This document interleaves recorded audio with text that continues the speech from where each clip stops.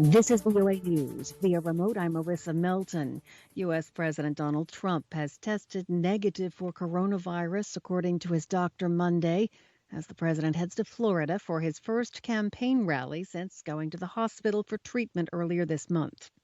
Mr. Trump appears at an airport rally in Sanford, Florida this evening as he spends the next 3 weeks trying to convince voters to put him back into the White House for a second term. Mr. Trump's doctor, Dr. Conley, said Monday that the president's tests and other health data, in his words, indicate a lack of detectable viral replication. Mr. Trump's challenger, former Vice President Joe Biden, also tested negative for coronavirus, according to his campaign on Monday. Biden participated in a face-to-face debate with the president just days before Mr. Trump revealed he tested positive for the illness. Two American economists won the 2020 Swedish Central Bank Prize in Economic Sciences in memory of Alfred Nobel. On Monday, the Royal Swedish Academy of Sciences said that it awarded the prize to Paul Milgram and Robert Wilson for improvements to auction theory and inventions of new auction formats. The honorees will equally split the $1 million award.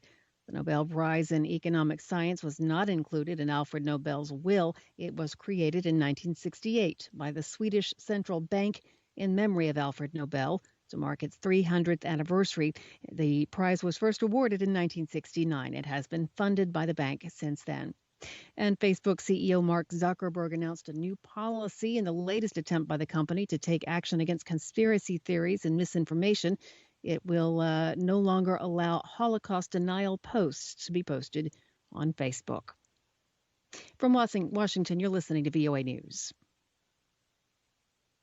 Israel's cabinet has approved an agreement on normalizing relations with the United Arab Emirates, and Prime Minister Benjamin Netanyahu said Monday that he and Abu Dhabi Crown Prince Mohammed bin Zayed Al Nahyan have agreed to meet soon. The Israeli parliament is expected to vote on ratifying the agreement later this week. Netanyahu and Sheikh Mohammed spoke by telephone in separate statements Monday, said they discussed a range of topics, including peace and cooperation in the Middle East. Israel and the UAE signed the U.S. brokered agreement at a White House ceremony last month, where Israel also signed a similar deal with Bahrain. They are the third and fourth Arab states to make such agreements with Israel, following Egypt in 1979 and Jordan in 1994. Russian Foreign Minister Sergei Lavrov said Monday that no changes are anticipated to the format for peace talks over Nagorno-Karabakh after Azerbaijan proposed that its ally Turkey should be involved. Lavrov was speaking to reporters in Moscow after talks with Armenia's foreign minister, who said effective peace talks over Nagorno-Karabakh would only be possible after a full ceasefire between Azeri and ethnic Armenian forces. The area is a largely ethnic Armenian-populated enclave within Azerbaijan.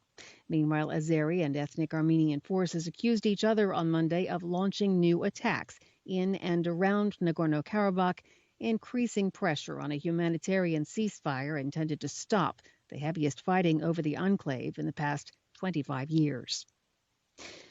Belarus police will now be permitted to use combat weapons in the streets if needed to respond to what the Interior Ministry described as increasingly radicalized mass anti-government protests. Police said they had detained 713 people at mass protests on Sunday, in which security forces used water cannon and batons to break up crowds demanding a new presidential election. Tens of thousands of Belarusians have demonstrated every weekend since an August 9th election in which President Alexander Lukashenko was declared the winner. His opponents say the result was falsified. Lukashenko denies rigging the vote. Most opposition leaders have fled the country or been arrested. Turkish President Recep Tayyip Erdogan told the European Council President Charles Michel on Monday that progress was needed on improving ties between Ankara and the bloc, the Turkish presidency said, amid renewed tensions between Turkey and Greece over the eastern Mediterranean. In a statement, the presidency said Erdogan told Michel in a phone call that Turkey expects concrete steps from the EU on a regional conference with eastern Mediterranean states. Marissa Melton, VOA News.